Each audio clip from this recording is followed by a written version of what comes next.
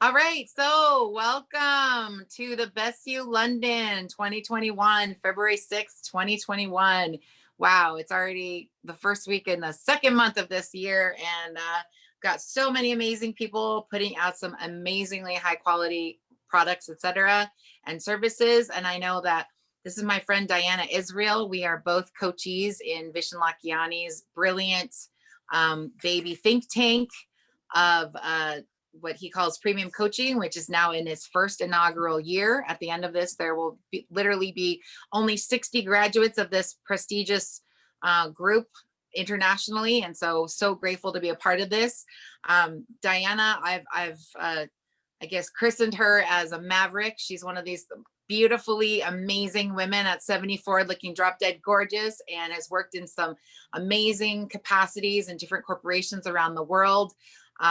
Just a beautiful, forceful, amazing, spirited woman who literally, I would say in some ways, you have your way with the world and the world is your oyster. So that's something of where I appreciate that about you. And so basically, high quality aging is something that Diana has really put her heart and soul into in the last few months. It's something that has been a passion project for her. And within the premium coaching, we have different groups that have been able to be supportive in different capacities. But this is her baby. And I think the best part about it is that you can see that doesn't matter what age that you are, when you have something that is of quality and it has your heart behind it and it's there to serve humanity, it up levels and uplifts everybody that touches it. So welcome, Diana. It's so great to have you here. Thank you, Barbie. And I'm delighted to be here with you too. Absolutely. So I'm curious, let's just take you back just for a moment in the sense of where, so you've been part in the past, you've been part of more the traditional business kind of a trajectory, so to speak. So just tell our audience kind of like the traditional things, although traditional is a little bit of a blasé term in the sense, I mean, because you've worked for some amazing people around the world. So just give our audience just kind of an idea of some of the amazing accomplishments that you've had in your traditional corporate environment. Well, I've worked in the corporate world, working for a large management consulting firm, McKinsey & Company, the kitchens of Sara Lee and their corporate headquarters, and Gallo. And at the time I was working for McKinsey, which is actually where I started my career, I became very interested in what they called threshold companies, which were companies poised on the verge of getting to be really big. And I was involved in a lot of research relative to them. So I knew that ultimately I wanted to work in an entrepreneurial kind of environment. And that was a lot of what motivated my move to Gallo, because it was at the time the largest entrepreneurially owned company in the United States. And from there, I was recruited down to a company that was, in my opinion, a threshold company, and indeed it was, in the nutritional supplement industry. And I rose to the level of vice president of marketing there, and then left and started my own boutique management consulting firm, which I ran for 6 or 7 years. At which point then I moved out to actually producing products and services, and have been a serial entrepreneur much of my life. My life took a turn in the early 2000s when my husband, who by the time he passed away we were married 30 years, became very seriously ill. And he had many ailments: Parkinson's, heart disease, kidney failure, a lot of things going on with him. And I had to walk away from any kind of business ventures. For a couple of years, I taught graduate school in a master's of business administration program. But the time came when I couldn't even fulfill those obligations because of my husband's illness. So I have a lot of passion on the subject of aging and aging well, because I've seen how bad it can go and I've seen how good it can go. And that's what brings me here today. So what do you think is one of the biggest impediments? Is it the lifestyle, the stress, the diet? What do you think that, as you're really kind of like digging into being able to create products for people and services, that specifically you've got the baby boomers, which are the largest generation of people in our population right now. And I'm sure, as you've seen too, it's like there are certain people that they end up in nursing homes and they never come out, but it's just kind of like they're hanging out for 5, 6, 7 years, and they really don't have a good quality of life, but they're still, their heart's ticking. And when they have code blues, they take them to the emergency room, shoot them up with a bunch of drugs to keep them alive, and then continue on and on. So I think that people nowadays, especially the baby boomers, are really, really demanding that the quality of life be upheld in that sense, and that they also have the right to not be, someone that's pretty much infirm sitting someplace where, people can continue to bilk, like Social Security or other types of, monetary things from insurance, but actually looking at that, allowing yourself to be an active senior. So, and also disclaimer, Diana is also a pilot, which I'm sure she also probably wouldn't just add into that. But I mean, that's not exactly in your average thing. And when she says that she worked with Gallo, she means that she personally worked with Ernest Gallo. It wasn't just that she worked in the corporation. So these are things, I know that she's a lot more modest. So as the host, I'll just put the accolades onto you in the sense of where for that, it is incredibly impressive in the things that you have done in the past. But the best part about it is that you're not a person that just like rests on your laurels. You're like, okay, well, that's what I did then. So now this is what I want to be able to make happen now. So when you're really looking into the brass tacks of creating high quality aging and looking at the populations of people that are out there in this moment, what do you think really, really constitutes thriving in that perspective of aging? I think, first of all, there's 4 pieces to it. I think there's 4 pieces, whether it's aging or any other part of life. You have to deal with the physical part, the emotional part, the mental part, and the spiritual part. And there aren't a lot of role models for all 4 of those parts. What I've done in putting together high quality aging is link it to Maslow's hierarchy of needs, where the lowest ones, food, shelter, clothing, safety, are the physical needs, moving all the way up to self-actualization and contribution in the spiritual zone. So I think if someone's totally not in connection with their body, they kind of have to start getting connected there and work their way up the hierarchy of needs. Yeah. But I think the biggest challenge older people have more than anything is lack of role models and lack of belief that they actually have any control. I would agree. So do you think that in some ways that it would almost be like a positive thing to have more lifestyle branding that's put out there? Like, I mean, when was the last time that you saw a senior citizen fashion show? I mean, I know that my mom lived in Malibu on the beach with a lot of women who were Pilates instructors who were in their 70s, almost 80s, and they had like the most beautiful bodies that 18-year-olds would drool over, and people who have taken such good care of themselves that they could be out there doing anything that any youngster could be able to be doing. But there's also, as you're saying, with that perspective of role models, I think there's a perception that after a certain age, you're not a sexual being, you're not a fashion being, you're a certain type of thing. Like, after a certain age, you cut your hair and you just don't care about your fashion, and you could care less about what you look like because, you wear the stretch pants and the this, that, whatever. And if you even look in Europe, there's a lot of the women after about age 45 or 50, they start wearing these house smocks with the little, like, the clogs, and they just don't have, I mean, it's like night and day. They're not even like they're part of the society any longer. They're just kind of like, oh yeah, those women over there. So do you think that it's also not necessarily just from that perspective of products and services, but also, as you're saying, it's like the lifestyle? How do you think that people could put it into the lifestyle? Because I admire places like Del Webb that are putting out these beautiful active senior communities, because all those 55 plus type of places, I love what they're doing. I mean, they've got a lot of them out of Las Vegas and Florida and different places, because they're seeing exactly that kind of need that you're talking about as well, of where it's like, just because you're in a retirement community doesn't mean you're just going there. It's not a nursing home. It's like, right. They're completely separated. So what does that look like to you in the sense of we're having those role models? Oh, first of all, let me say you're absolutely right. It is lifestyle. In fact, I call my website highqualityaging.com a wellness and lifestyle website. I love not that. Health and wellness, because I don't want to, I don't want even people worrying about being down at the lower level. We can get you up to line, but it's to get up to wellness, and then also to have a different lifestyle, a lifestyle of contribution and joy and fulfillment. And all of those things are possible. I think that you're right.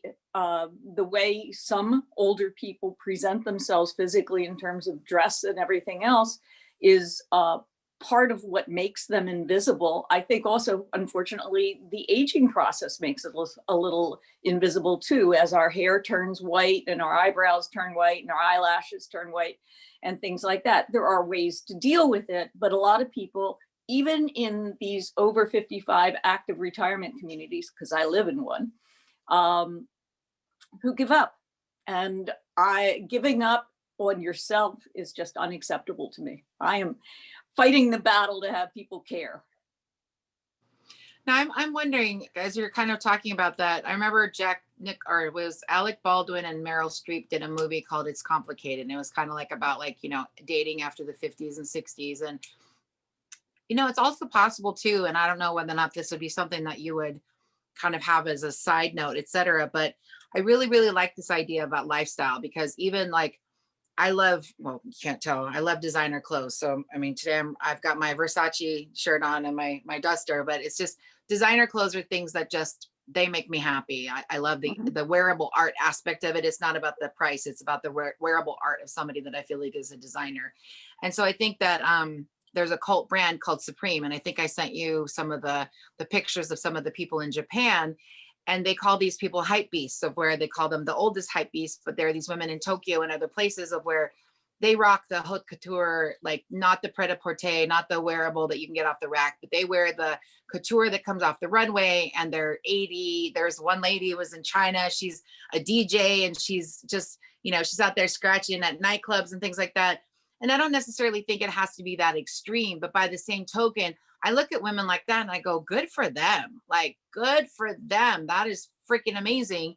And even when I went to University of Santa Monica, I remember that our professor showed us this really interesting video of this woman who was a sculptor in Ojai.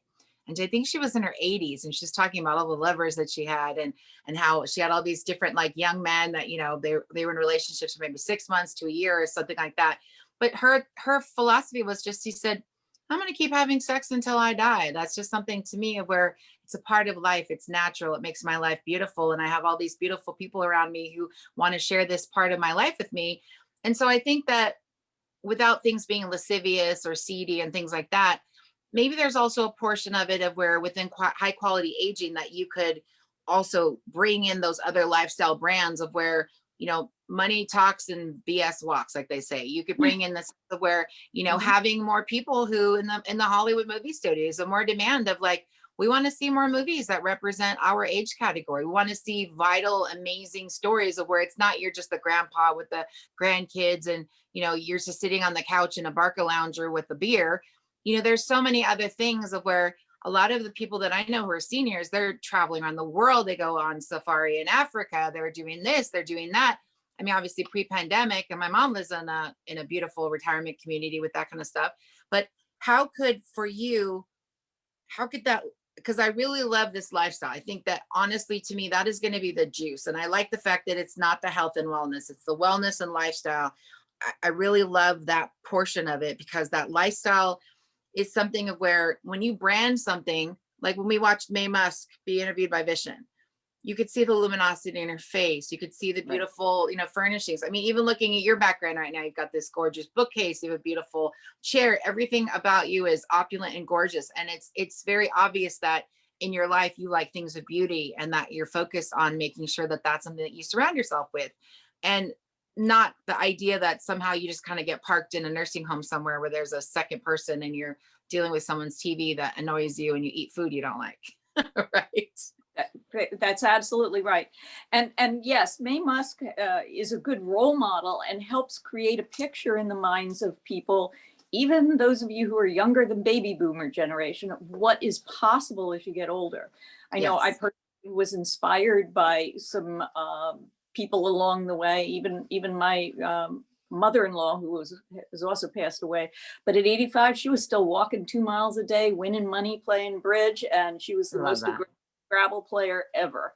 So those people I've all tucked away into my mind as role models to remind me of what is possible as you get older. And to your point about dating, I just wanted to make a comment. I was listening to a personal growth workshop fairly recently where the person was making some comment about relationships. Because he said, now, of course, I don't think you're going to be prancing around in a black lingerie when you're in your 90s. And I thought, why the heck not? Why not?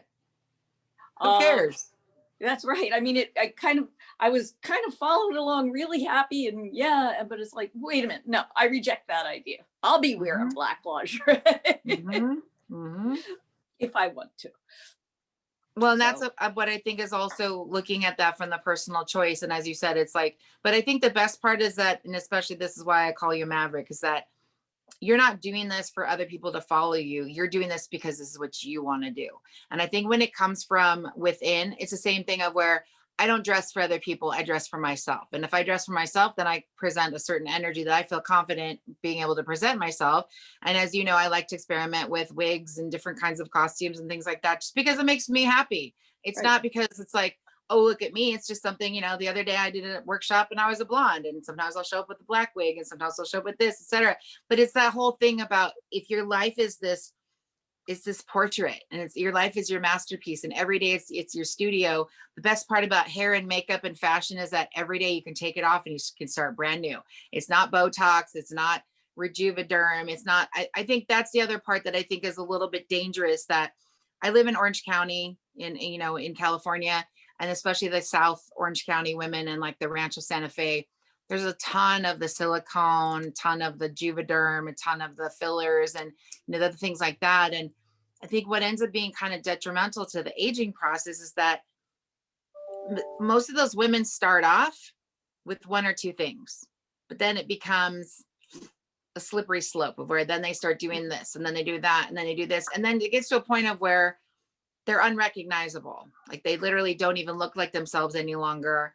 And even there were books that were written that South County women who got breast implants or nose jobs, they would actually have books for their daughters to say, why does mommy look so different? Or, or they would have little kids that were 10 years old. And because the family nose was beak-like, they would have the child get their nose, the rhinoplasty at 10 years old, so that mommy, the new mom, nose matched the girl kind of thing. And in some ways that's a sickness within our culture. But what I love about what you're putting forward is that the lifestyle and the wellness is not about the artifice. The thing I like about what you're putting forward is you're putting this is me at 74 and I'm killing it and I'm kicking ass. I'm not a Hollywood star. I'm not spending hundreds of $1,000s a year on personal trainers and all the rest of that, which is the one set of positive role models for aging we have is Hollywood stars. Well, wonderful for them, but you know what? They get paid to look good. I managed to maintain myself in spite of more time staying in a hospital with an ill husband and a whole lot of other things because they're easy things to do. Yes. And that's my goal is not, I'm not into being some guru or something like that. What I'm into is creating a community of people who are willing to share their best practices, because it is not one size fits all. I can share what I've learned, but I'd love to have other people who are part of my tribe of older people aging with high quality. Absolutely. And that's something of where it's like, even to me, one of the things that I always feel like is really, really important is skincare. It's like, you don't need to get the fillers and things like that, but I've used a Clarisonic for probably the last 5 or 6 years. It's one of those things that, every couple of days, it just exfoliates down to the, excess skin, etc. But it's not anything cosmetic. It's just exfoliating dead skin so that you can, refresh the new one and the moisturizer can get a little bit closer. And I think that, doing a hair mask and doing when we have the chance post pandemic, getting a massage and going, and I love going to like Glen Ivy and getting the full, like the avocado mask of where you sit in the sauna for half an hour. And, those kind of things of where those are wellness practices, the Korean bath spas that are beautiful of where you have, the eucalyptus and the sea salts and other things that are completely natural. So I really like what you said about community. So can you talk a little bit more about, like, is this conceptually similar to maybe something like what Gwyneth Paltrow created with Goop, where it becomes a community of people that are like millions of people that kind of like come forward to find all these different products and services and things that are all kind of in alignment with that lifestyle. So do you envision yourself of like kind of having like a lifestyle platform, and then you have millions of people, or maybe affiliate satellite places of where people get together? How does this look community wise for you with high quality aging? Okay, well, first of all, let me say that Goop has their own branded products. I'm not Okay. planning to do that.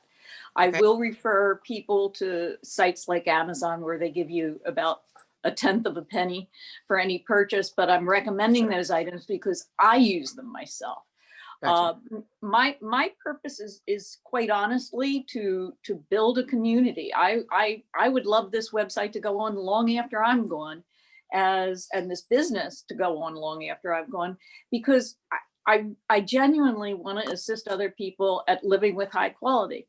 This whole business came out of a decision I made in my teens.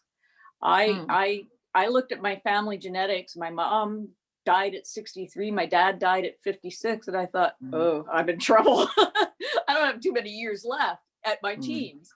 mm. And that set me reading a lot on what did help you not extend your life, because your genes have a limit in them, but help you live as fully, looking good, feeling good, mentally active until the day you drop. And that has been my goal since I was about 18.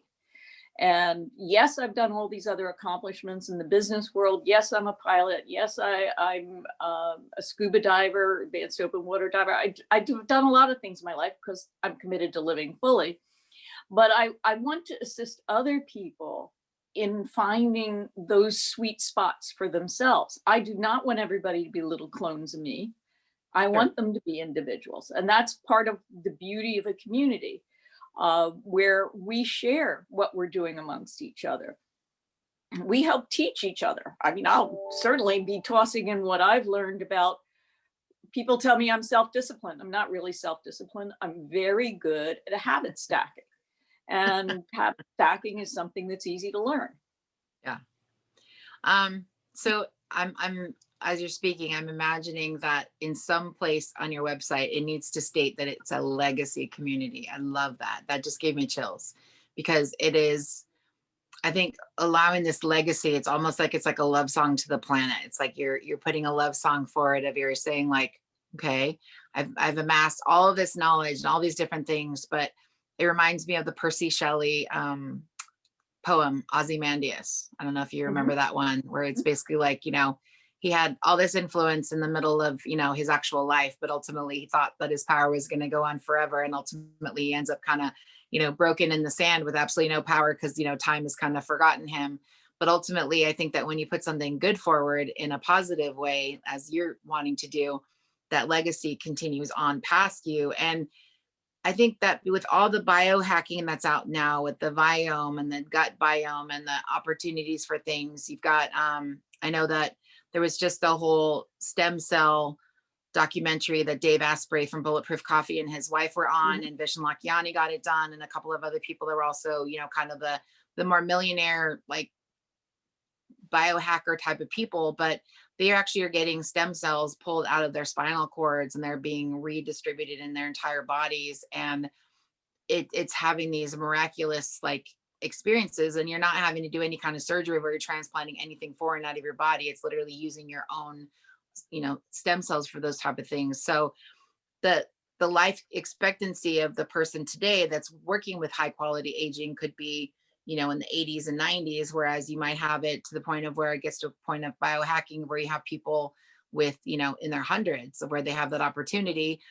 And that's the part about where things get kind of exciting, because if you've literally focused on preserving yourself in a really positive way at a younger age, the more likelihood that you can continue on with that biohacking later on is better. But whereas if you have the chronic illness, I know I have a chronic illness that, has attacked my intestinal system. So probably the idea of me living to be, forever is probably very unlikely. And that's okay. I've made peace with that. But by the same token, the people that have kind of, mitigated the stress and other things that I may have been able to have done in the past that I didn't do, that's something of where you might have prescriptions or recipes for that to be able to help people to circumvent that. Yes.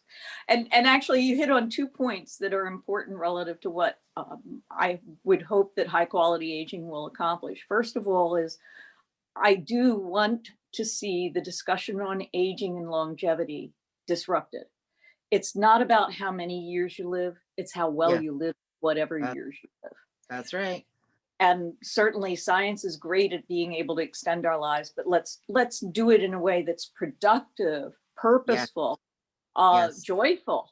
And that gets to the other point, which is one of the things I have observed in the senior citizens that I have had contact with is not all, but too many have no real purpose to their life once they retire or once they yes, leave yes. whatever the family leaves the home or whatever. They live for their grandchildren. Okay, great. But Mhm. children, grandchildren are not an adequate surrogate for living your own life. And having people come up with a higher purpose, particularly men who we all know a lot of research has shown tend to pass away fairly shortly after they retire from the job that has defined them all their life, Correct. Yes. helping them find other purposes. Because this group of baby boomers, look, we already changed the world once. Why can't we change it again? The world needs our skills, talents, and abilities. And let's put them to use in a way that fuels those people and also helps the planet. Well, what's kind of cool about what you're talking about is that, so I worked with like Holocaust survivors for over 20 years. I was a fellow at a university that worked with them. And then we were given access to the Shoah Foundation, which Steven Spielberg actually did at USC. And there's over 500,000 testimonies of Holocaust survivors. So the reason why I'm mentioning that, and Steven Spielberg has actually stated that to him is his life's work. It doesn't matter how many Oscars he won. It doesn't matter how many, movies he made. He said that to him, Schindler's List and the Shoah Foundation, that was like his complete, reason for him being on this planet. But wouldn't it be cool if your community of high quality aging had a consortium of story gatherers? Because you know what? That's something I think is also lacking. I remember my mom's ex-boyfriend, he was an MBA from USC. He could tell you any statistics for football for the last 30, 40 years for all the college footballs, things, et cetera, et cetera. But he really, after retirement, didn't really have anybody to tell his stories to any longer. It was like they died with him. But he was a treasure trove of information. He had so much information, but the younger generation gets kind of a little callous. They don't necessarily want to hear it anymore. But what if there was a possibility that your high quality aging had a consortium of those story gatherers that said, hey, would you like an opportunity to go into your community and have, because those oral traditions through Native American lore, through all the ethnic cultures, through all of our indigenous people, it is part of exactly what our identity ends up being. And in some ways, I feel like that legacy part of it, you would be also helping out in some ways, almost like a time capsule of the encapsulation of what was going on at this time in the world. And I see that really being so important, what you're talking about, because even like a lot of times the people who retire within a year, they're dead, like literally within a year, because they're Yeah. sitting there watching TV thinking they're going to get to all these home improvement projects that they thought were going to be important to them, but they miss that. I mean, even right now, everybody, doesn't matter what age you are, people are missing that, hey, how's it going, nice to see you, checking in with the office, getting your mail, doing all that kind of stuff. We don't have that right now. We don't have that check in, check out where we're, at least communicating with each other. And email and Zoom and like text messages isn't quite the same thing. It's just not. And so I don't know what you think about that, but had you thought about it all, about maybe having some sort of a consortium of people that, the more that your groups go out, I almost think that these people, it would invigorate and it would inspire them to be able to be excited of saying like, hey, I want to know about your most exciting travel experience, or, what was your experience about when you first became a dad and, your first baby came home, or, just that kind of stuff of where it doesn't matter what the topic is, but something of where they feel valued, they feel listened to, kind of like the veterans from Pearl Harbor. It's like you talk to them, they're still in their 90s and they're still sitting there at Pearl Harbor in Hawaii, and they'll tell you all about everything that happened because they feel needed. They feel like they have a reason to get up and share that with the youngsters. I think that's a very interesting idea. I know that I had thought of the idea of adding in videos that people contribute to the website of seniors having fun in a productive kind of way, so that people could see you get socialization, you get to feel good. Yeah. It uplifts your mood. Adding into the life story section makes it very interesting. So I'm going to have to think about that, Barbie. I like the idea.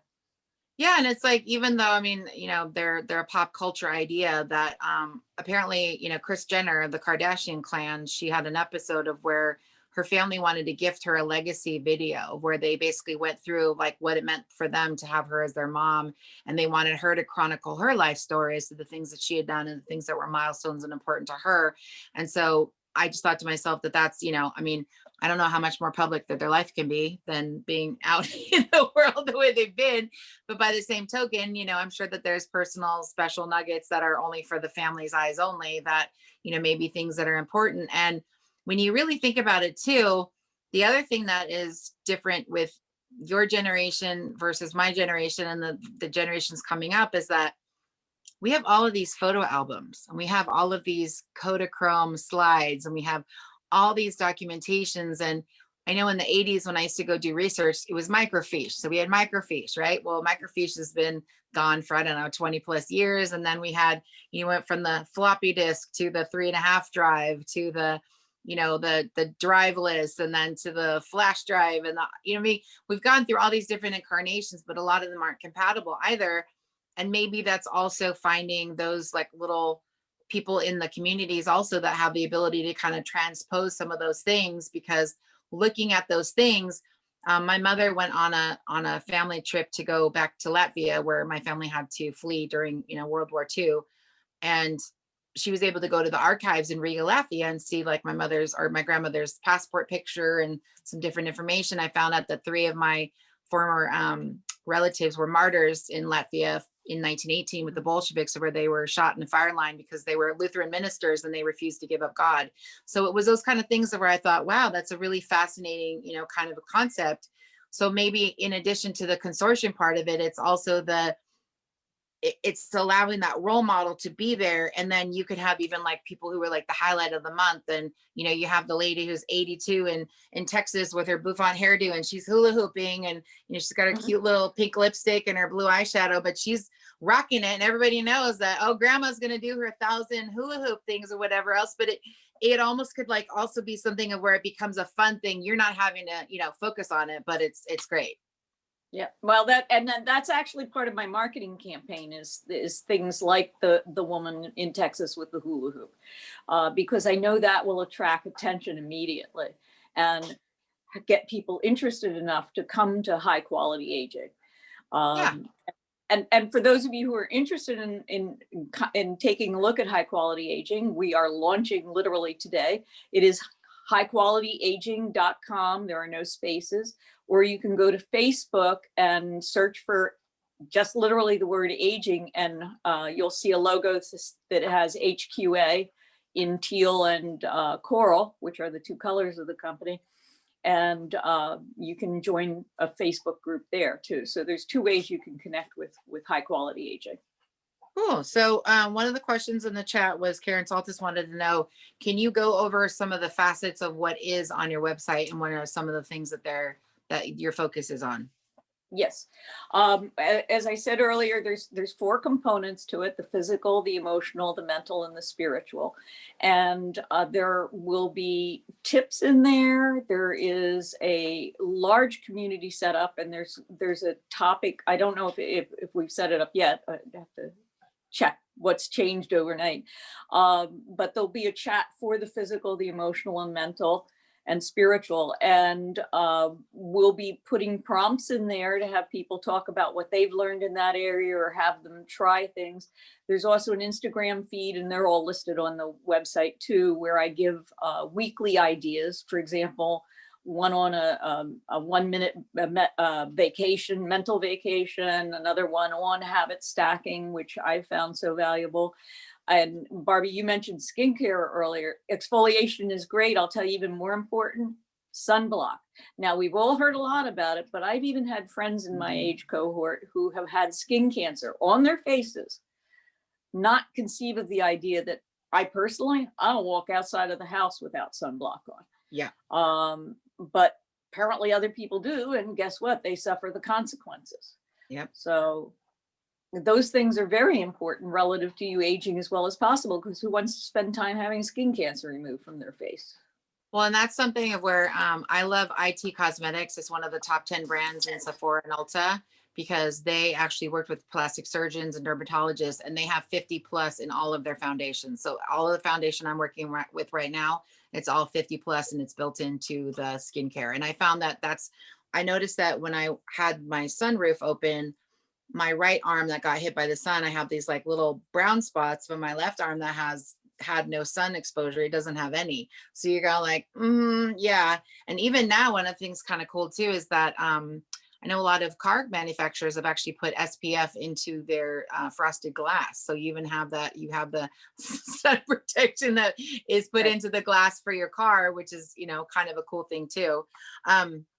So one last thing that I want to ask you about specifically is, so the vision for you, how many people do you want to reach with this? Is this something where you think of it as more of a national, international brand?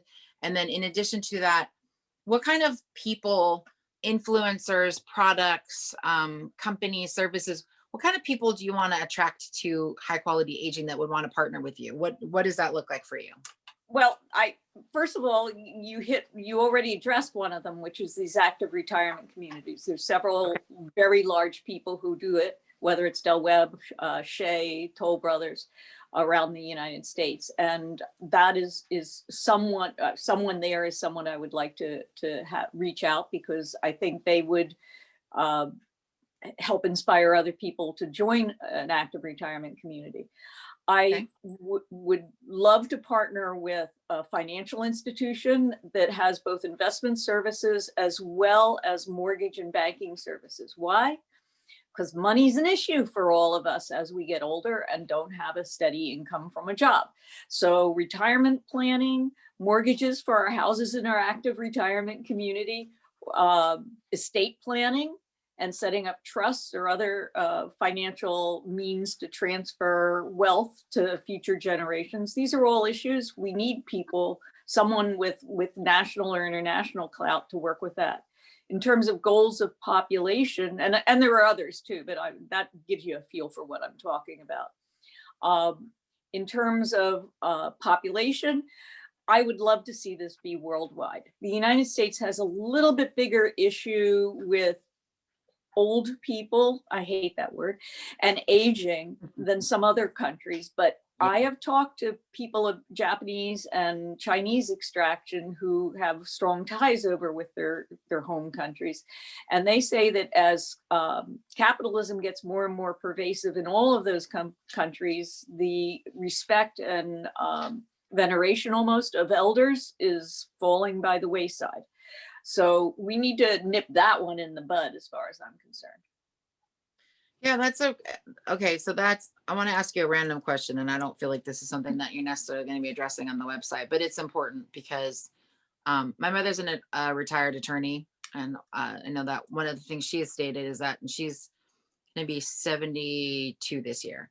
So one of the things she has stated, though, is that she believes that your generation will be the deciding factor as to the quality of life, as to whether or not you choose to end your life or not in this moment. So basically it would be from the perspective of euthanasia. And I know that as you were saying, it's not about the years, it's about the quality. Because if you're 95 but you're bedridden and your hands are in a claw and you can't read and you can't do anything and you can't enjoy yourself and you're being fed or force fed, that to me, that's not quality of life. And I know personally I want one of those NDRs in like non-resuscitation, of where I don't want to live as a vegetable, et cetera. I definitely always want to have my cognitive abilities, et cetera.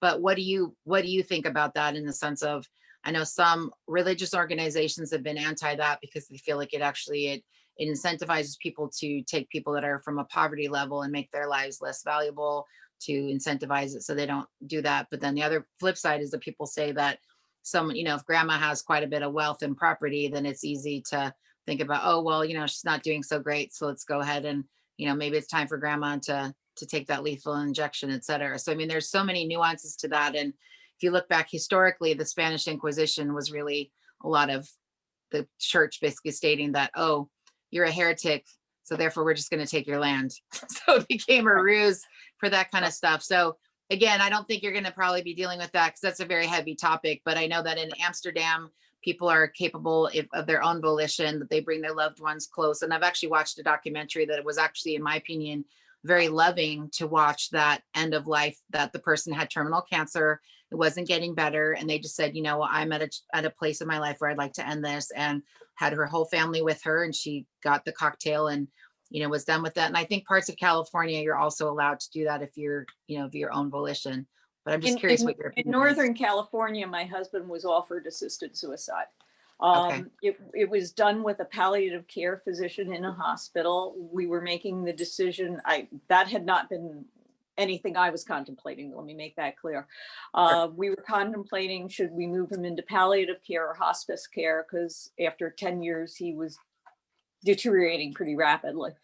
And the physician sketched out assisted suicide as another option. No one in our family supported that idea. He ended up going on hospice care. So yes, there are places in the United States where you can do assisted suicide. I think that's a good option as long as the person who is having the assisted suicide is of sound mind. If you're Yes. not there cognitively, I don't see how you can make that conscious decision.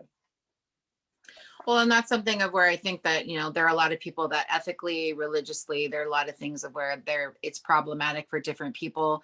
But I think that having that, to some people, that is considered to be a compassionate thing, especially if you have a terminal illness that has been deemed that there really isn't very much more to do that. I know, to me, there are certain, I've watched friends who've had cancer, who've gone through the chemotherapy, and it's absolutely brutal. So for some people, they opt that, that's just not, I mean, sometimes the chemotherapy is worse than the cancer itself. So that's obviously a personal choice. But when you're looking at, even a lot of these active communities, some of them do have the walk-in like tubs and the other things like that, of where they're already facilitated specifically for people who are a little bit more incapacitated, et cetera. The shower pools and things like that, which I think is great. And there's different gradations of what you would consider aging and not. But I think that I'm wondering also, what do you think would be the way to get back that respect for our elders? And again, I think that if there were a way to be able to source people's stories and the things and the value, if you have someone who works in an environment, I mean, like all of your years of business, there are things that you can tell somebody in 5 seconds. Oh, threshold companies. Oh yeah, this one's gonna pop. That one's not. Saw that, saw this, saw that. No, this one's not. You literally can spend like 2 minutes and you can save people millions of dollars in pain and heartache and time of being able to say, is this gonna work out? And you're like, no or yes. I mean, because you can see it, you know what it looks like. Whereas I think a lot of people kind of think that, oh, when you're young and you're enthusiastic and you can work 14 hours a day, but you just don't have the experience on that. So I think there's something to be said too, that in our society, how do we get back that respect for people that are, I mean, I'll be 52 this month, but it's still this weird thing of where we do have this ageism that is prevalent in our society, even from a perspective of job, discrimination. And they won't tell you that you're too old for a job, but unfortunately, a lot of times that ends up being kind of the case. So what would you think that in some ways would be the remedy? And I know that's probably a longer conversation, but what is the remedy in some ways to be able to make it where we look to our elderly people and our people of, of advanced age as having this amazing wisdom that can be shared with younger people? I think it starts with the older people. They have to get themselves involved with purpose and contributing back to society, because you get enough of them doing it, things will start shifting. And Okay. I also wanted to add something else onto the assisted suicide conversation. An area I know a lot about and would be happy to share with people. I've actually, at the request of some support groups of caregivers, given some talks, is caregiving. In 10 years of caregiving, I got to be a master of that one.